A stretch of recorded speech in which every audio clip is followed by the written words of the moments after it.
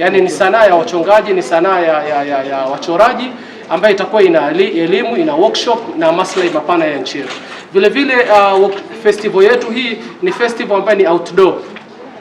Yani ni watu ambao wanaruhusiwa kuja kushowcase, kuonesha vifaa vyao, ni watu ambao wanakuja kuruhusiwa kuonesha sanaa zao. Kwa hiyo watakuwa wanaonesha, kutakuwa kuna booth ambazo zinaonesha wadau tofauti tofauti wa sekta hii ya utalii, sekta ya michezo, sekta ya uchoraji na vitu vyote kwa ujumla ambalo vinaonesha ubora wa nchi yetu. Kwa hiyo tuna connect arts and tourism kwa maslahi mapana ya kupata fedha za Kitanzania na fedha za kigeni katika nchi yetu. Sasa tunatazamia pia kupitia festival hii kuendelea kutoa elimu kwa wachungaji wengi zaidi ili wajiingize katika mfumo rasmi wa kupata kipato.